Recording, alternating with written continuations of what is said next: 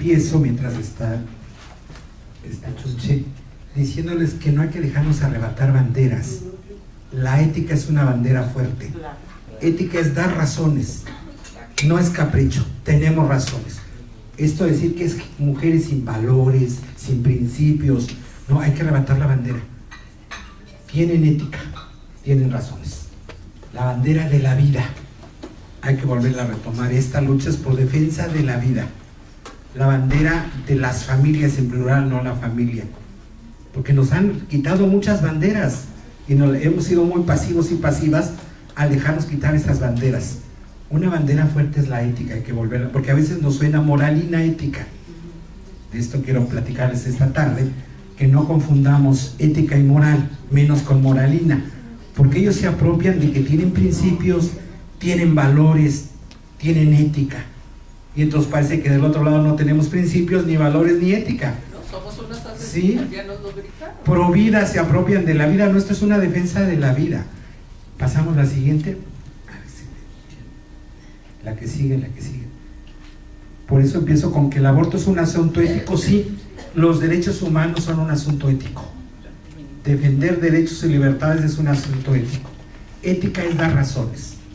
Cuando tengo razones es algo ético, cuando no tengo razones no es ético. Aquí hay razones y es la defensa de la vida. Entonces, en su discurso público reaprópiense de la ética. Hay razones éticas y de peso para defender la vida. Yo ya no permito públicamente que me digan de la cultura de la muerte y que del otro lado se llaman pro vida. Es decir, no, yo soy pro vida. Y nadie en su sano juicio anda promoviendo abortos. Ojalá ninguna mujer tuviera que llegar a esa situación. Pero la peor lucha contra el aborto es criminalizarlo y volverlo clandestino. Es la peor lucha contra el aborto. Pasamos a la siguiente. Le apretamos otro. Un asunto epistémico. Yo he sido muchos años de mi vida profesor de epistemología. Epistemología es conocimiento, cómo construyo verdades, cómo me miro a mí, cómo miro a los demás, cómo me planto ante el universo. La gente que cree que hay verdades únicas y absolutas, como son las iglesias, pues son mentes unívocas, no dialogan. Yo tengo la verdad. Y los demás o entran a mi razón, o no solo son diferentes, son mis enemigos y hay que desaparecerlos del mapa. Las iglesias, y sobre todo la iglesia católica, es de esta mirada unívoca. Monterrey es sede cardenalicia. Es la Ciudad de México, Guadalajara y Monterrey, en el peso. Los obispos mexicanos acaban de estar en visita al Papa, fueron 80. El informe fue fuertísimo contra las reformas de Peña, muy fuerte. Entonces Peña quiere negociar ya no con los obispos mexicanos, directo con Roma. Esto entra en juego. Monterrey es Roma, donde hay cardenalato. En la iglesia católica romana, cardenal significa Roma, ya no es un obispo de local, es Roma en México. Aquí hay 3 sedes, les digo, Ciudad de México, Guadalajara y Monterrey. Entonces lo que pasa en Monterrey es importantísimo para la iglesia católica, no de México, de Roma. Peña en estos días se reúne con el Papa y le tiene que llevar algo para abrir la puerta. Como los obispos mexicanos le dieron la espalda, va a abrir la puerta directa con el jefe de los obispos mexicanos. Entonces en este momento es delicado el asunto porque es una manera. Le reformaban, despenalizaban el aborto en Guerrero porque ellos estaban previendo eso, ya no lo recibía el Papa, entonces tenía que tener otra llave de apertura y era Nuevo León, esa llave para la cita con el Papa, porque el informe fue muy duro, no sé qué pasó con los obispos mexicanos, que fue un informe terrible que llevaron sobre la situación del país. Normalmente nosotros en nuestras organizaciones decimos los obispos mexicanos son panistas. Mentira, son priistas. Hay pocos obispos panistas mexicanos. Y periodistas hay uno. Sí, pero el 80 y tantos % de los obispos mexicanos son priistas. Porque fueron hechos obispos bajo el nuncio. Y miren, el que designa obispos no es Roma, es el nuncio en cada país que le da el nombre al Papa y el Papa lo hace oficial, pero el que dice quién es el nuncio. Exacto. En México un nuncio que hizo, o el 80% de los obispos mexicanos los nombró él, en el apellido lleva el partido PRI-Gioni. Girolamo PRI, entonces por eso los obispos son priistas, por eso es importante esta llave. El gobernador seguro tiene mucho contubernio con el arzobispo de Monterrey. Todavía el nuevo no es cardenal, ¿verdad? Si logran esto, se está jugando el cardenalato. Por eso le va a poner carne de cañón el obispo de aquí, el arzobispo. Pero el actual gobernador fue de asuntos religiosos antes en gobierno anterior. Conoce muy bien este asunto. Entonces, sí, decir, aquí hay mucho juego porque estas miradas son unívocas. Hay que conocer para desmontar los argumentos. ¿Cómo mira del lado católico el asunto? Miren, la Iglesia Católica se sigue moviendo en miradas metafísicas, de esencias. Esta filosofía está superada por el Renacimiento, pero en la doctrina, sí, desde el siglo XVI, en filosofía pues ya no existen las esencias. La filosofía católica sigue siendo. Entonces, hay un ser humano, cuando tú le dices, mire, la ciencia, el desarrollo embrionario, te dicen, no está en acto, pero está en potencia. Y en la doctrina católica hay potencia próxima y potencia remota. Un óvulo y un espermatozoide por separado es un ser humano en potencia remota. Cuando ya los unes, o sea, en la fecundación, es en potencia próxima, pero ya está, te dicen. Este es el problema que tiene esta institución. Es como decir, mira, ¿ves ese bloque de piedra? Ahí hay una escultura. Y tú le dices, espéreme, no, yo veo un bloque de piedra. Ya está en potencia, te dicen. Falta el escultor que lo saque, pero ahí ya está la escultura. Cuando hablan de persona humana, este es el problema que tiene la institución. Habla de potencias. Ya en la Edad Media, Tomás de Aquino desmontó esto desde el siglo XIII. ¿Qué es primero, el huevo o la gallina? Lo que está en acto, no en potencia. La gallina es gallina. El huevo puede ser gallina, puede ser gallo. No lo podemos comer, se puede caer y se rompió. Está en posibilidades. Tiene prioridad lo que ya es. En este discurso, primero es la gallina que puso un huevo. Así solucionó el siglo III este problema. Es decir, la gallina es gallina. La Iglesia Católica volvió en el siglo XIX a este discurso. Ha cambiado durante siglos su mirada. La actual es de 1870. En el momento de la concepción hay una persona humana. No es viejísima ni milenaria. Tiene 100 y tantos años. Esta mirada nueva. En la Edad Media tenían un problema, se llama el principio de individuación. Mientras no sepa cuántos individuos hay ahí, no sé cuántas almas. Por lo tanto, no era el momento de la fecundación. A ver otra vez. Mientras no sepa cuántos individuos, o sea, se está dividiendo aquellas células, no sabes cuántos van a ser, 2, 1, 5. Entonces, en ese momento no podía venir el alma porque no había individuos, es alma por individuo. Hasta que se supiera y se sabía que eso no era en el instante. Y esta fue la doctrina católica durante siglos. Principio de individuación. ¿Cuántos individuos, cuántas almas? Eso no es en el momento. Hoy la institución dice que esa filosofía ya es superada.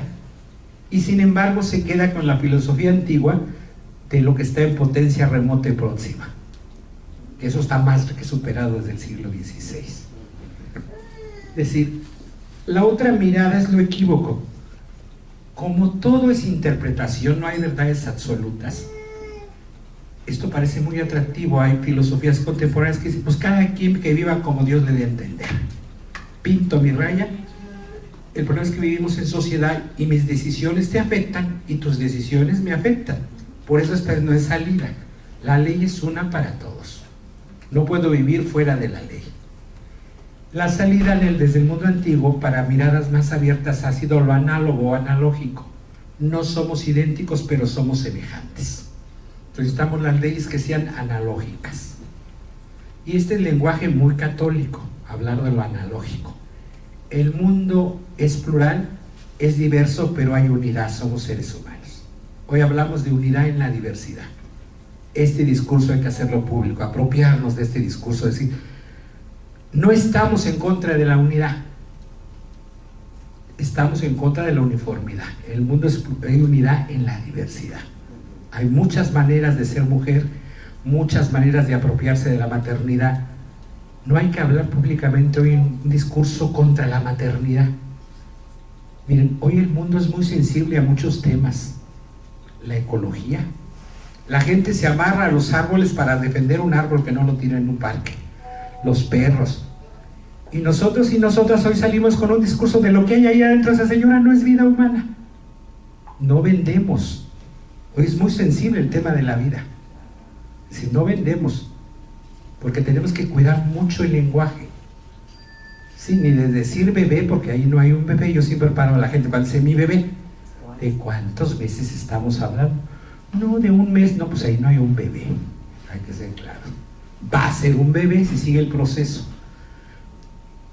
Nacer y morir no es un instante, son procesos. En la medida en que el proceso avanza, claro que el producto va ganando derechos. Está el derecho a decidir y el derecho a la vida. Son procesos.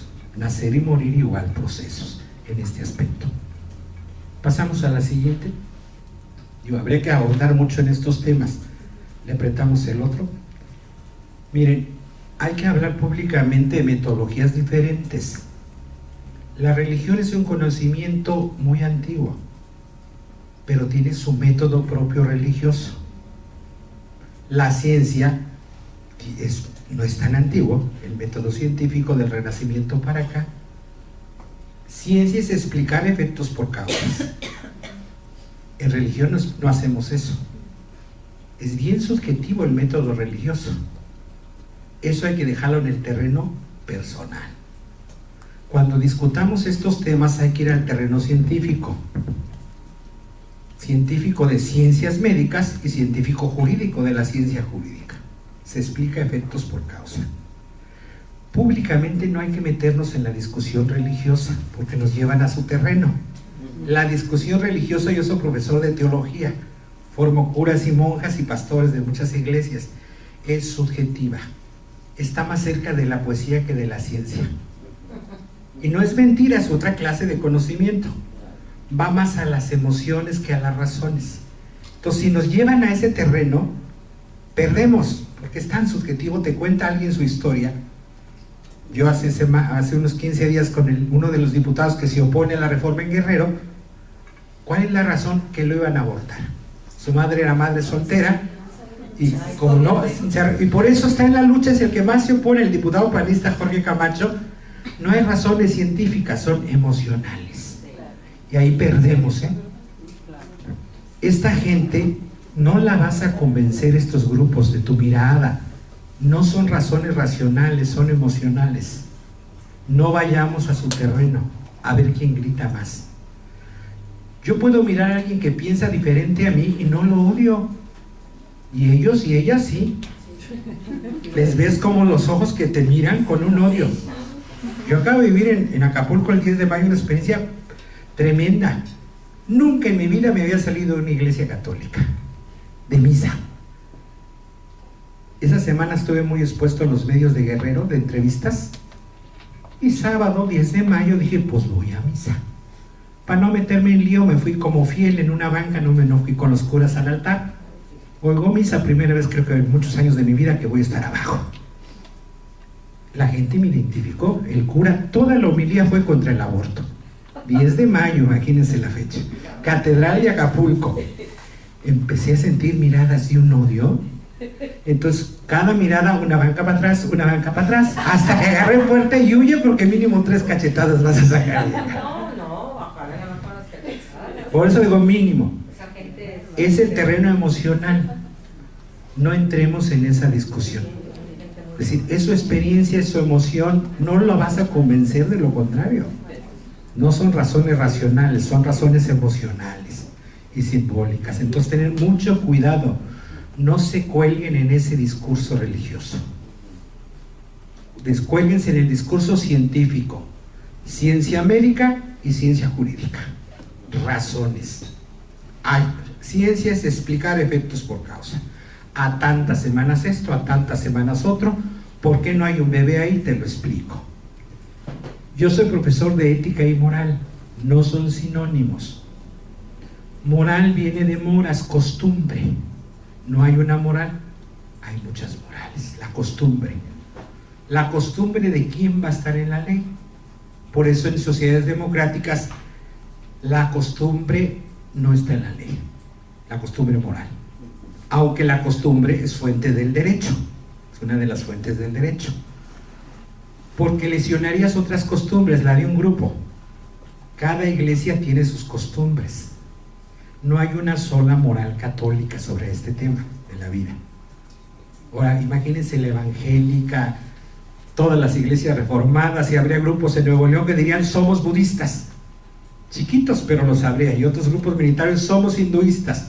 Entonces había que tener 40 leyes de la vida en Nuevo León referiendo a la moral. La ética es de mínimos, ética es responsabilidad, dar razones. Esta nos unifica. Ustedes en su discurso público céntrense en la ética, eviten que las lleven al terreno de la moral, porque la moral es de grupo. Estos grupos ultraconservadores no pasan al terreno de la ética, están en el terreno de la moral, la costumbre, aunque públicamente a la ética también se le llama moral. Pero para hacer una diferencia, yo cuando hablo de esta, ya no le llamo moral, le llamo ética, para saber que estoy hablando de que es otra cosa. Lleven ustedes la discusión ética. La mayoría de los congresos, el 90% de discusión es moral. Señor diputado, dame una razón ética. No, su razón es que está defendiendo a una persona. Explíqueme por qué hay una persona. Cuando pasas al explíqueme se traba. Te cuenta su historia como el diputado Camacho de Guerrero. Sí, no, esa no es explicación, diputados. Lo siento mucho, lo entiendo. Sí, sí, sí. Es decir, este es el problema. Entonces, no se dejen acorralar aquí públicamente. Lleven la discusión al terreno ético. Ética es dar razones. Los servidores públicos tienen que tener, aparte de su moral privada, ética pública. A mí a veces diputados de muchos congresos del Estado, de otros países, me dicen, ¿y dónde está esa ética? No la he estudiado. En el derecho, en la Constitución, que usted juró defender y respetar cuando recibió el cargo. Porque si yo no hice un juramento ético, cuando aceptó el nombramiento de diputado, aceptó la ética pública del Estado mexicano. En ese momento. Entonces compórtese con ética pública. Es Estado laico, Nuevo León también. Entonces en el Congreso no tendría que discutirse la moral, la ética. Tendrían que llevar expertos para estos foros de ciencia, ciencia jurídica y ciencia médica, y ética. La ética es parte ya científicamente de la filosofía. Hay gente que nos dedicamos profesionalmente a la ética. La moral es privada. El señor diputado, la señora diputada tiene todo el respeto de tomar una decisión ante este tema con sus hijos y sus hijas en su casa. Eso es muy respetable. Si va a misa, si va a un templo mormón, es muy respetable. Pero en los congresos tienen que tomar decisiones con ética pública. Esto hay que hacérselos ver públicamente. Yo siempre les insisto, como hoy en la mañana con este diputado, digo, hay que ser muy duros y a la cabeza. Y yo siempre lo que digo es, tenemos tanta moral, eso les pega, que hasta tenemos doble. Lo que sobra es moral, o sea, costumbres. Y otra cosa es la responsabilidad interna. Entonces hacerlo público, es decir, nosotros tenemos ética en nuestra causa. Defender derechos humanos y libertad es un asunto ético. Y defendemos la vida. Esto es bien importante tenerlo claro. Sí, aquí hay que llevar, moralmente ahorita regreso a la moral católica para desmontar el discurso público y lo conozcan, pero normalmente hay que llevarlo a lo público, a la ética. Ellos siempre nos quieren acorralar en la moral.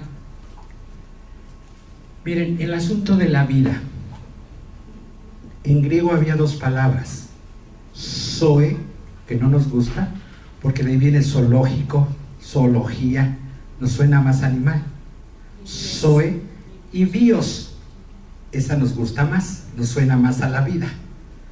Nada más que había un problemita. Bios es un sustantivo impersonal, la vida. Eso defienden los grupos que se llaman pro vida, un sustantivo, una nata que anda volando aquí que se llama la vida y que hay que defender a pedradas, aunque te destruya tu vida. Le joden la vida a mujeres de carne y hueso con historia en nombre de defender la vida, porque defienden bios. Zoe en griego es un verbo, vivir, verbo intransferible. Nadie puede vivir tu vida. Por eso ustedes defienden la vida, pero la vida verbo, la vida con derechos y libertades, eso es defender la vida. Porque si no, se termina defendiendo un abstracto, un fetiche llamado la vida, que es lo que hacen estos grupos. Y es un fetiche. Miren, la defensa de la vida le pasó lo que dice un soneto de Shakespeare: nada huele tan podrido y peor que los lirios blancos cuando se pudren. El agua huele horrible, usted mira el florero de lejos, bellísimo, se acerca y apesta. Esto le pasó a la defensa de la vida. Parecía algo tan maravilloso defender la vida y se volvió una porquería. Y esto hay que hacerlo público, decir qué vida están defendiendo, de qué hablan cuando dicen que defienden la vida. Por eso insisto, hay que retomar la bandera de la defensa de la vida. Sí, yo sí defiendo la vida. Y la vida se defiende con derechos y libertades, con ética. O sea, pero hay que hacerlo público, porque nos han arrebatado esa bandera, con eso que la ética nosotros no. Fuchi, la familia, ay no, yo no quiero familia. Y nos hemos dejado arrebatar banderas, que hoy son muy importantes esas banderas en vida postmoderna. A lo mejor yo no quiero tener una familia, pero yo personalmente puedo renunciar a ese derecho, pero es un derecho humano que hay que defenderlo y agarrar otra vez la bandera del amor, el amor a la vida. Es decir, no estamos metidos en estos porque estamos amargados, amargadas, odiamos la vida, porque esa es la imagen pública que hacen de nosotros. Y hemos sido pasivas y pasivos muchos años ante esta imagen pública. Así como a mí no es tema que no me interesa, la ética, ese es asunto de viejitos. Es decir, no, es un asunto de razones, tengo razón, soy buen ser humano, no soy mala mujer. Es decir, reivindicar palabras, es decir, qué bueno esto que están haciendo, es decir, reivindico una palabra, apunte la marcha de las putas. Ese es reivindicar, pues reivindiquemos la bandera vida, la bandera ética, porque si no estamos en esto. Y yo los confronto mucho a estos compañeros, ¿qué vida defienden? Cuando hablas que defiendes la vida, ¿de qué estás pensando? Y van a dar cuenta que es un abstracto la vida, algo etéreo, defiendo la vida, un fetiche. Esto es importante, pasamos a la siguiente. Las religiones son constructos culturales, todas. El mundo religioso empieza al 45.000 antes de Cristo, o sea, es una cosa vieja que nos ha acompañado y nos va a acompañar a la humanidad. Hay religiones que después de 10.000 años se fueron sin pena ni gloria. O sea, el cristianismo lleva 2.000 años, en el mundo religioso no es nada, es jovencito. Religión es dar respuestas. Cuando una religión ya no responde, se va y viene otra. El cristianismo, si no cambia de modelo, está en crisis. Yo personalmente creo que todavía no ha terminado, todavía va a dar respuestas, tiene la capacidad. Ya el modelo actual ya está, y el modelo católico romano pues es el que más en crisis está. Como es premoderno, las iglesias reformadas ya son de la modernidad, el individuo cuenta. Esta iglesia es premoderna, no cuenta el individuo, cuenta la masa, la iglesia, no la persona. Siempre te tienes que sacrificar para que la institución viva. Entonces, pues dependen de una cultura. La gente usa muchos textos bíblicos para citar cosas. Hay mucha ignorancia religiosa. A mí me da mucha pena que mujeres de 50 años y hombres tengan una visión de lo sagrado de un niño o una niña de 6 años. La mayoría de esta gente, de estos grupos, su visión religiosa es infantil. Recibieron el catecismo cuando eran niños en lenguaje infantil y con eso se quedaron. Te hablan de pecado, de infierno, de taches, de palomitas. Es decir, pero son niños, cuando los mira religiosamente, es decir, cuando a mí la gente dice, estoy entrando en crisis religiosa, ya no sé si tengo fe. Pues te tardaste, compañera. Esa crisis debe haber pasado hace 30 años en tu vida. ¿Cómo es posible que a los 50 creas cuentitos de la niña de 6 años que eras? Por eso cuando la gente dice entro en crisis, se van a caer imágenes. En religión es como la poesía, no es ciencia, no explicamos efectos por causa. Habría mucho, digo, hoy vamos trabajando porque cada tema pasamos a la siguiente para dejar tiempo para preguntas. A ver, le apretamos otro. A ver, otro, para saber todos. La siguiente. La siguiente, o falta otro. Miren, esto tiene que ver con declaraciones y asuntos para información. Como es cultura religiosa católica, yo no conozco otro código penal donde esté tan despenalizado el aborto como el de la Iglesia Católica. La Iglesia Católica tiene despenalizado el aborto ampliamente en su código de derecho canónico de 1981. O sea, salimos más papistas que el Papa y el Estado laico. En nombre de la Iglesia quieren penalizar el aborto y la Iglesia lo tiene despenalizado en su código. Canon 1398 habla del aborto. ¿Saben? Lo deja a mirada personal. El derecho canónico habla de fuero interno y fuero externo. Lo que sucede dentro de mí se llama pecado. Si este pecado afecta leyes de la Iglesia hacia afuera, se llama delito, como cualquier código penal, y tiene una pena en caso de aborto, excomunión. En fuero interno, dice el derecho canónico, es la mujer la que se excomulga, no es la institución.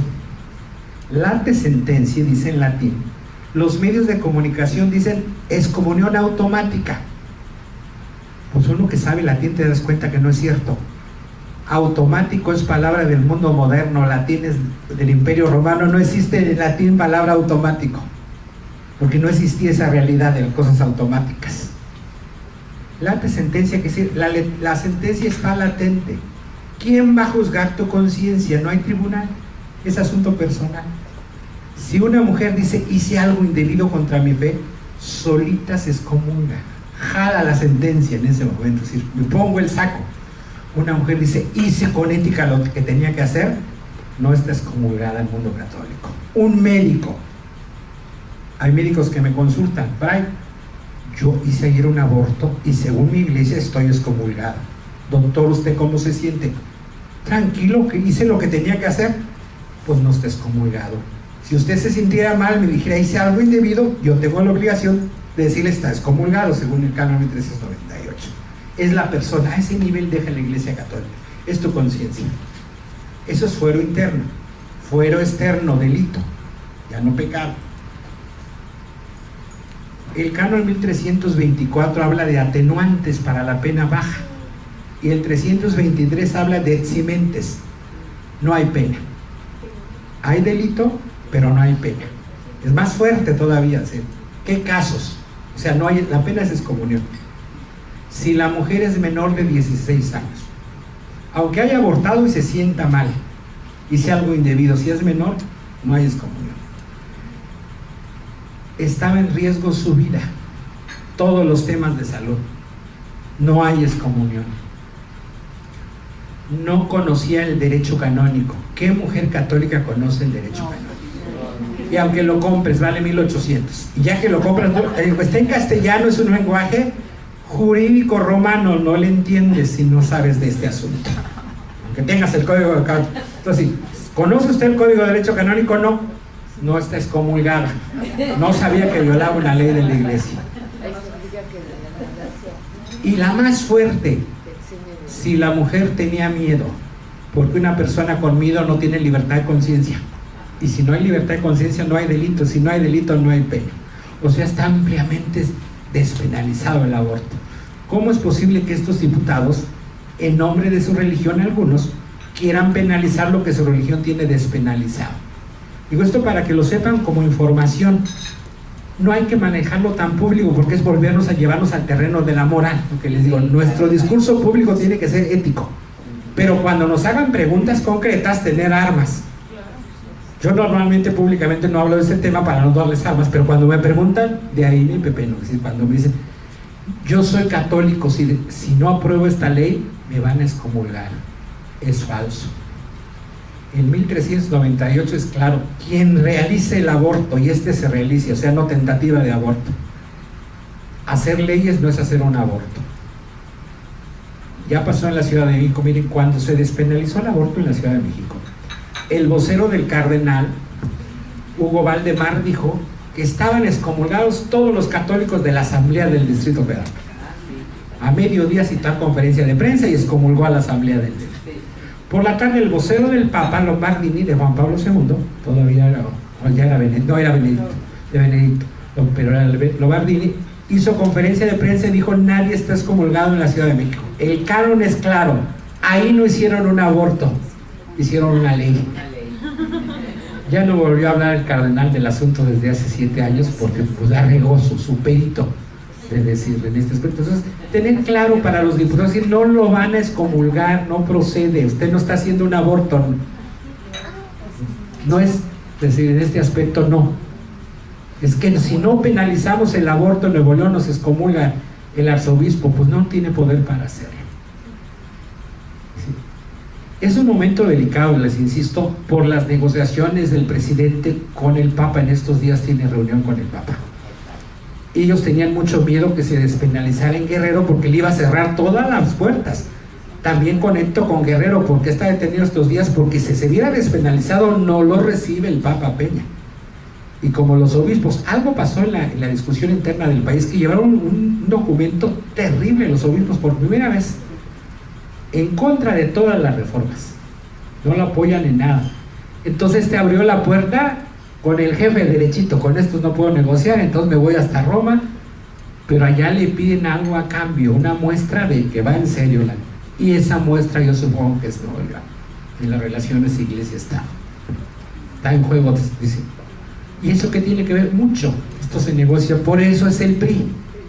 Los obispos mexicanos son priistas. Hay mucho nexo con el PRI. Siempre que en política nacional se hacen visitas, al primero, antes de visitar al gobernador, muchos visitan al obispo del lugar. Porque como saben que son priistas, pues donde hay gobierno priista hay muy buena relación con el obispo. Aunque públicamente el obispo no hable, porque hoy la Iglesia Católica tiene una estrategia. Como ya pierde su discurso, ya no aparece en público.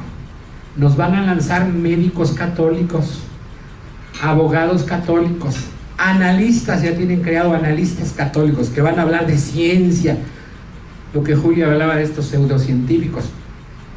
Nos van a aparecer con títulos universitarios. En Guerrero llevaron un doctor en biología molecular, apantallador el currículum, y fue a hablar burrada y media, de científico no tenía nada. Es decir, ¿quién le dio ese título? Pues alguna universidad de la iglesia. La primera universidad que tiene una maestría en este país en bioética es la Náhuatl, la de los legionarios. Antes que la Universidad Nacional, se apropian de estas banderas. Claro que los doctores y maestros en bioética de la Náhuatl pues llevan otra clase de discurso y te apantallan, doctor en bioética. Pues sí, pero cuando ves Universidad Náhuatl ya sabes por dónde va el asunto. Entonces, podrían muchos temas, yo aquí lo dejo para sus preguntas y vayamos cerrando esta parte. Insisto, hay que reapropiarnos de la bandera ética. Tenemos ética en esta lucha, tenemos principios, tenemos valores.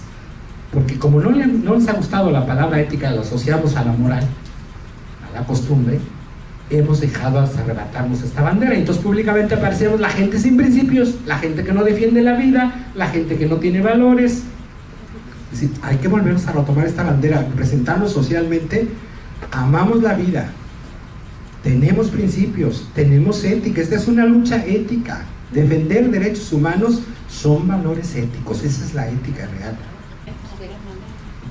Sí, porque en un estado laico no es posible que el 90% la discusión sea religiosa de este tema. Por eso es tan importante el asunto, no, ya no insiste mucho del estado laico, pero por ahí hay que trabajar. Con la reforma del 40 hay que insistir, y el mismo del 24 habla de principios éticos, de las decisiones éticas de las mujeres, de libertad de conciencia. O sea, decir, el aborto está en la libertad de conciencia. Si aquí se penaliza la libertad de conciencia de las mujeres en Nuevo León. También hay que insistir, porque a veces solo es el tema aborto que sacamos, no, libertad de conciencia. Aquí se está criminalizando un derecho humano fundamental que se llama libertad de conciencia. La mayoría de la gente de estos grupos no conoce derecho canónico. Los curas están obligados, llevan varios cursos en su formación de derecho canónico. Los obispos son doctores en derecho canónico. Normalmente los mexicanos, en otros países no sucede. Mire, de 100 obispos mexicanos, 110, 5 han pisado en la universidad.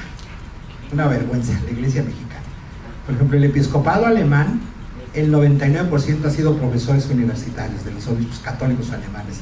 En México, de 110 obispos, 5 han pisado una universidad, saben lo que es una universidad. Entonces, en este aspecto, va a estar difícil que conozca el asunto del derecho canónico así. Los van a descalificar, ¿y usted cómo sabe? Bueno, si usted ni católica es públicamente, no van a dar, pues digo, pero científicamente eso no es descalificación, no me explica, porque no va a conocer el derecho canónico la mayoría de la gente. Repite, es automático, es comunión automática. Usted aborta o hace un aborto, está excomulgado automáticamente. Nunca han ido a ver el Código de Derecho Canónico. Es claro, es un asunto de conciencia, libertad de conciencia. La Iglesia Católica tiene 2000 años peleando por libertad de conciencia, no puede en su código ir contra su propio principio. Digo, si una bandera ha tenido el mundo católico, se llama libertad de conciencia. Y los documentos del Papa y Juan Pablo II son durísimos en este aspecto de la defensa a ultranza de la libertad de conciencia. Entonces, en este aspecto sí decir, no dejarnos a meter, pero cuando a pregunta expresa hay que tener esta arma para desarmar, decir, bueno, si el mundo católico despenaliza el aborto, ¿cómo es posible que el Estado laico lo penalice? Miren, ¿quieren asustar a un cura? Pídanle misa de cuerpo presente a un no nacido. A un feto. Va a decir no.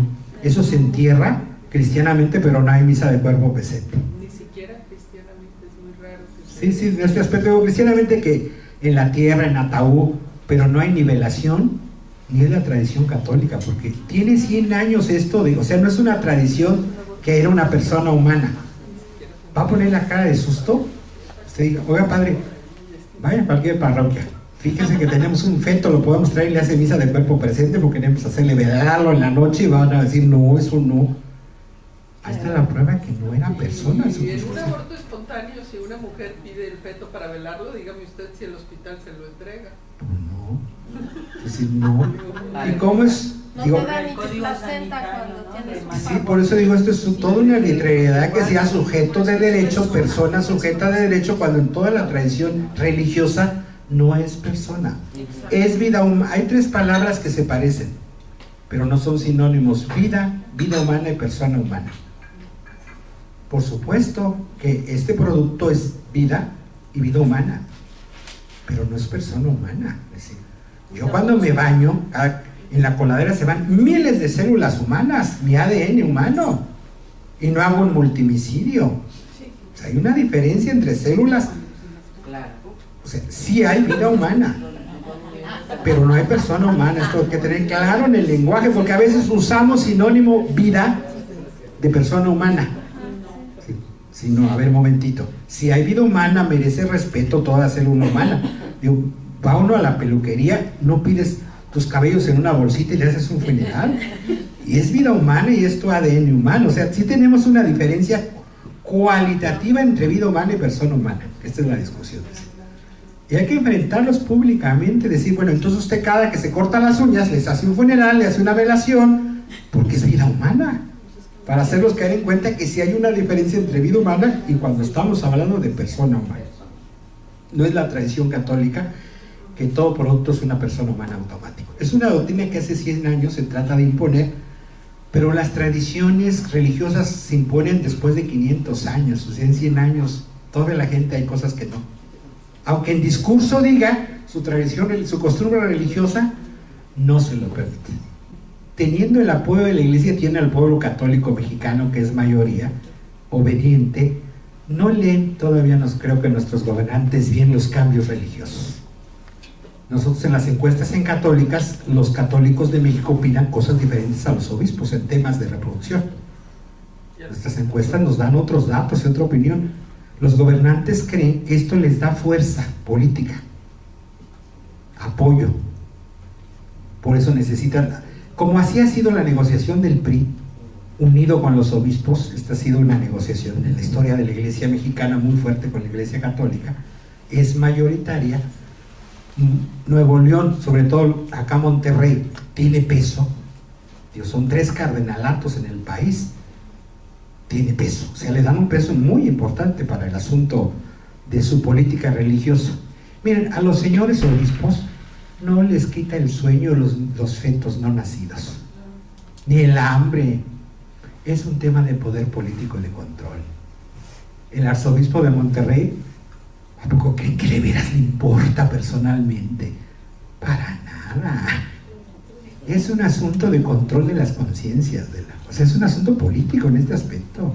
E igual que al presidente, que a los partidos políticos en estas. Lo que decían hace rato de los diputados del gobernador, trasládenlo al asunto religioso, es meramente igual.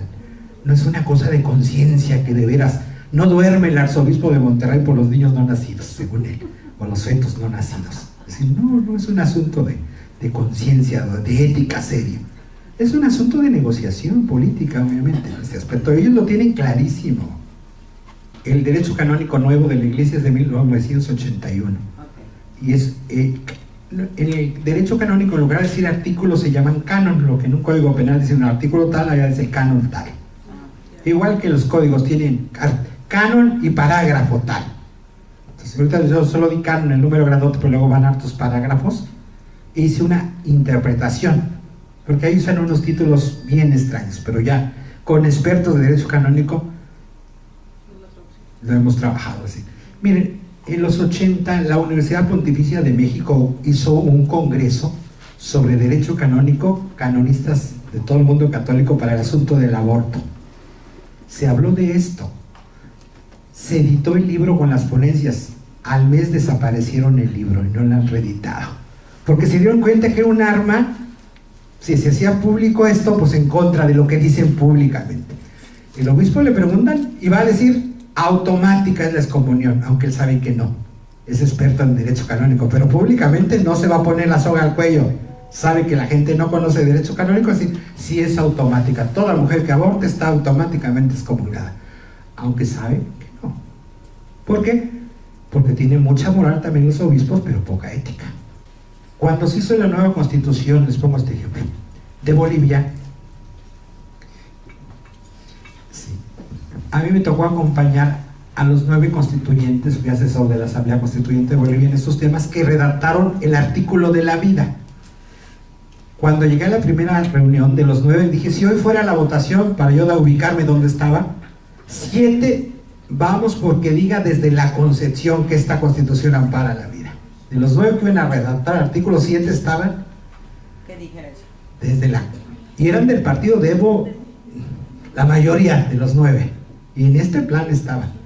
Un año nos llevó de trabajo. Yo venía a Sucre y hablaba tuvimos como un año para redactar el artículo. Era el más difícil de la Constitución. Todos los artículos estaban redactados para pasar a la Asamblea y no podíamos acabar, el artículo de la vida. Fue una mujer el día de la votación. Eran 11 de la noche, último día para entregar el artículo, todas las salas de los demás artículos vacías se habían ido, los 9 que tenían que argumentar su voto y luego votar para ya la redacción final. Estaba la conferencia episcopal a los lados de las 9, los obispos católicos, los pastores y una mujer evangélica. Dijo, miren, yo estoy como el primer día, jamás abortaría, mi concepción religiosa me lo prohíbe, jamás llevaría a una hija a abortar, pero lo que aprendí aquí, que no me represento a mí aquí, tengo una ética pública, soy constituyente, y no le voy a cerrar las puertas a las mujeres que son diferentes a mí. Yo estoy contra el aborto, pero mi voto es porque no se cierre, que no diga desde la concepción. Su marido la mataba con los ojos y su pastor la mandó al infierno, la mirada era, y la mujer se sostuvo ese voto, hizo la diferencia. Y en la Constitución de Bolivia hoy no dice desde la concepción, fue un voto. Y fue una mujer evangélica contra su marido, contra su pastor, y diciendo, yo no estoy, jamás haría un aborto. Mi principio religioso me lo prohíbe, pero ya aprendí que aquí no estoy representándome a mi conciencia en una constitución. Sí, esto es la ética pública. Hay que llevar a esta gente que va a decidir, a decir, no le estamos pidiendo que asuma una defensa de esto, que haga una discusión desde la ciencia y desde la ética. O sea, no que adjudique de sus principios religiosos. Tampoco le vamos a decir su religión es infantil porque se van a sentir agredidos. Lo digo aquí para entender del otro lado por qué nos dicen tantas cosas. Nosotros tenemos una serie de dibujos animados que se llaman católicos. Yo trabajo en los argumentos. Lo que dice el Sor Juan a mí me toca mucho argumentar. Entonces, sí, por eso aparece eso. esto les podemos facilitar o traer si necesitan para el mundo católico. Acá es más fácil explicarle con los muñequitos. Podemos armar una serie de estos temas, 3 o 4 que tenemos dedicados a este tema, y hacer algo público, si quieren. Sí, porque esto es lo que trabajamos para divulgar, decir, sí, que como la mayoría de gente católica no conoce el derecho canónico, pues lo estamos haciendo parte. Los obispos están furiosos, pero no nos han podido desmentir públicamente. Si están mintiendo, no es cierto, porque ahí está el código, no lo hicimos nosotros, lo promulgó Juan Pablo II. O sea, están amarrados porque no pueden descalificarnos, porque lo que decimos es cierto. Sí, ya llevamos 2 años sacando estos muñequitos y no hay una declaración que diga, mienten. No es cierto lo que digan, que eso no dice, no nos han desmentido públicamente porque lo tomamos del Código de Derecho Canónico. Esto que les digo aparece en este libro de la interpretación de esos cánones, aparece desde la ciencia médica, decir, pues no podemos decir que hay una persona humana porque no hay desarrollo y no nos vamos a poner de acuerdo. Si tu mirada es meramente biológica, concluidos todo el sistema nervioso, digestivo, para ti hay una persona humana. Si tu mirada es antropológica, aparte están las emociones, las relaciones, pues no hay una persona humana. Por eso el libro concluye, no nos vamos a poner de acuerdo, tenemos que respetar todas las miradas, más bien, ¿qué entiendes por persona humana? Y eso le vas a dar calidad jurídica. Si tu mirada es muy biologista, es decir, en el momento que están concluidos los sistemas, pero la pregunta era de los teólogos, bueno, una gallina, un perro y un gato, concluidos todo su sistema, no son persona humana. ¿Qué hace la diferencia que hay una persona humana? Si la vaca le funciona su aparato digestivo, respiratorio, y no puedo decir que es una persona humana. A la plantita concluido su aspecto y te ha terminado todo su sistema. Entonces hay algo más que nos hace hablar de persona humana. Entonces se van a lo relacional. Entonces habrá alguien con que nacer tampoco lo hace persona humana. Se van a esta parte, es decir, vive lleno de miedos, nunca supo a qué vino la vida, decir, pues vivió como animalito.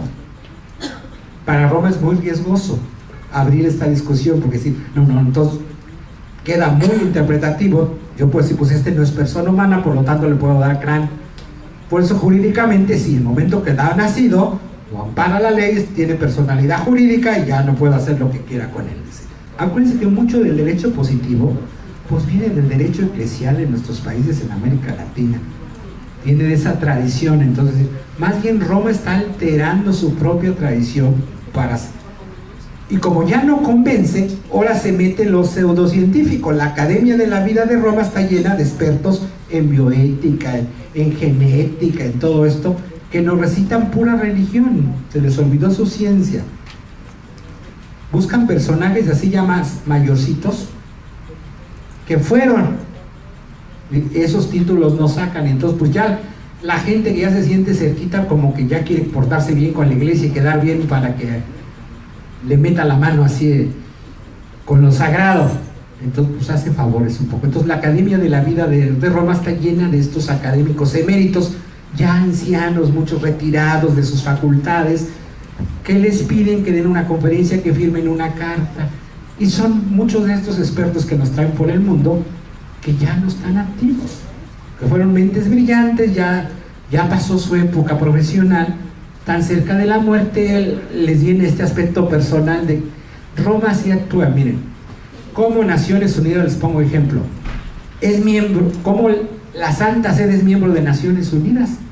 Tanto lío que hemos visto para aceptar como observador a Palestina, y tiene el mismo estatus que el Vaticano. El Vaticano nunca fue votado como vimos con Palestina, jamás pasó a una votación.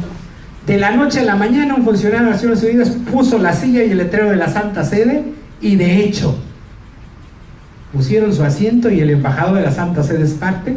El Papa en turno condecoró al funcionario de Naciones Unidas y así se apropiaron de una silla en Naciones Unidas. De hecho hace las cosas, sus negociaciones son lo oscurito. Es decir, jamás va a encontrar usted una asamblea donde se votó cómo el Vaticano iba a participar en Naciones Unidas, como lo hemos visto con Palestina, las dificultades y las votaciones, y tiene el mismo estatus que el Vaticano. Y el Vaticano no hay una votación, no hay un acta. De la noche a la mañana un día apareció su nombre y ya había embajador del Vaticano en Naciones Unidas, nadie dijo nada, y ahora es el que preside en el aspecto internacional, es el decano. El nuncio y en Naciones Unidas, en las reuniones y cenas de embajadores en México, el que preside a todos los embajadores es el nuncio, porque se supone que es la diplomacia de las más viejas de la tierra, entonces tiene primacía. ¿Cómo es posible que alguien que nunca fue votado en un estado, su embajador sea el que preside las reuniones de los cuerpos diplomáticos? Así funciona esta institución. Da el golpe y la ética les importa poco. Las interpretaciones son dentro de un marco normativo, no lo que se me ocurra. O sea, tienen un marco las interpretaciones. Más allá, ya no. O sea, no es capricho. O sea, a mí se me ocurre leerlo de esta manera, no. Hay fundamento y hay un marco. Mientras no me salga del marco, es válida. Por eso, aún en la Suprema Corte, un ministro no lo va a argumentar, hace una interpretación, el otro hace otra, pero están en el mismo marco, por eso lo pueden votar. Porque si no, nunca pudieran ponerse de acuerdo en ningún tema, no hubiera marco. O sea, en el derecho canónico hay un marco, es decir, principios. Los principios del derecho canónico son siempre a favor de la persona, salvaguardar a la persona. Siempre. Presuponer inocencia de la persona. Ese es el marco del derecho canónico. Si esta interpretación friega más a la persona, vale menos que una que va más a favor de la persona. Este es el marco. O sea, sí hay marcos, es decir, cuando me salgo de ese marco, ya es capricho mío. No dice eso el texto. Es que es mi interpretación, porque si no cualquiera podría decir, yo no. Hay un marco sobre el cual puedo hacer interpretaciones. Por eso pueden votar, porque el marco, si estamos dentro del mismo marco, son interpretaciones. Y en un juicio canónico, por eso llevan sus abogados canónicos, y pueden llegar a un acuerdo para una sentencia. Hay en Roma la Sagrada Rota, que es como la Suprema Corte de la Iglesia. Hay tribunales en cada diócesis, y yo puedo apelar a una segunda instancia, a la Sagrada Rota, ya tienen sus ministros. Hay un marco. Cada ministro interpreta el derecho canónico, pero hay un marco. Son como 5 cosas en el derecho canónico. Ahorita me acuerdo de estas 2 del marco. Si se sale mi interpretación, no entra, no es válido. O sea, no es lo que se me ocurra, no, si hay un marco de referencia. Y uno de los marcos es decir, presunción de inocencia, la mejor versión para la persona. Lo que agreda, o sea, no la peor versión. O sea, más jodo, que las mujeres se jodan. Salió del marco. Es decir, ¿cómo soy más benigno con la persona? Para salvaguardar su dignidad de persona. Por eso, esta interpretación que les di es de las más benignas. Y está en el marco, no estoy inventando. Lo hemos dicho públicamente, hace 4 años hicimos una campaña en varios estados. Esto del derecho canónico, contratamos espectaculares y lo poníamos en León, Guanajuato, frente a la catedral. Contratamos un espectacular, estuvo meses. Como no podían decir que no era cierto, lo que hicieron es moverse con los dueños de las compañías para tirarnos los espectaculares, nos rescindieran los contratos, pero jamás pudieron decir eso que dice el espectacular no es cierto, sino decían, pues le regresamos su dinero, pero ya no queremos, o vamos a ocupar para otro el espectacular. Sí, pero denos una razón, está un contrato, lo vamos a denunciar. Los obispos empezaron a moverse, pero jamás nos tiraron la campaña y decir, mienten, porque ellos mismos saben que no salíamos del marco interpretativo. Es una interpretación, pero dentro de un marco. ¿Qué decía, perdón, el anuncio? Esto que les digo del derecho canónico. No es excomunión automática, canon tal. Todo lo que lo poníamos en Cuerna. Fueron 8 ciudades del país que se contrataron espectaculares y montamos esa campaña y dábamos conferencias. En León, Guanajuato, el día de la conferencia, para llevarse toda la prensa a 2 cuadras del hotel de la conferencia, una pseudobomba que nunca apareció. Entonces fue toda la prensa porque había una bomba, llegó el ejército y nos quitaron. Entonces al otro día nos fuimos a la plaza. ¿Y qué hubo ahí? Ahí dimos la conferencia, ahí estaba toda la prensa, ni nos costó. El hotel que nos costó, son muy hábiles. A 2 cuadras nos hicieron un mitote de bomba que ni era cierto. Llegó el ejército con sus carros y obviamente la prensa, adiós derecho canónico, vamos a ver lo de la bomba. Pues el otro día se les hicimos igual, nos fuimos a la plaza pública en un cafecito, ahí estaba toda la prensa y dimos la conferencia de prensa.